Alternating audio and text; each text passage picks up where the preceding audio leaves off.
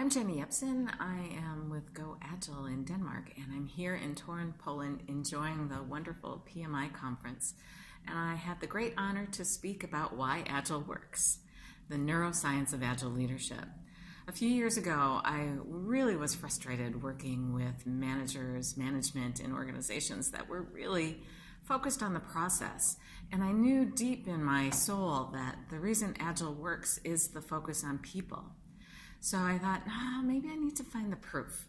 So I set out to find the proof and ran across a program in neuroscience, basically how our brains work in the workplace, also at home.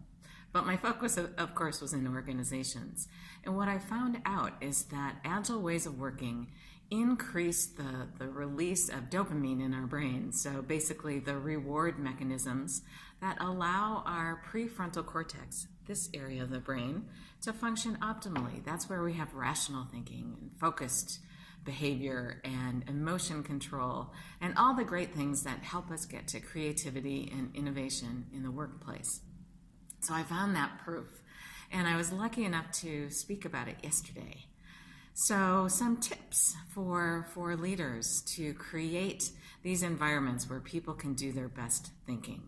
So in teams, it's a good idea, of course, as in Agile, to keep those teams together and work out any issues that come out with the teams so that you build strong relationships.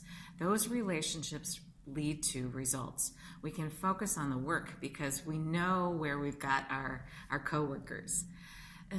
Another thing to think about is how we give control as project leaders. We need to create autonomy for people. When we think most clearly and when we have the least amount of stress is when we feel we're in control of the work. So having influence and autonomy really helps the brain focus. We can calm down and focus on the work and get to those solutions that we're looking for. So that's my second tip. My third tip is that we all have issues with change, and the world is changing constantly. So if we think about change more as adjustments that we're making every single day and try to shrink the change, make it smaller, just the same way we do in Agile ways of working, so that we take one small thing at a time, work on it, get results, get some feedback, reflect on it, and decide how we're going to change going forward. So those are my top 3 tips. Thanks so much for having me.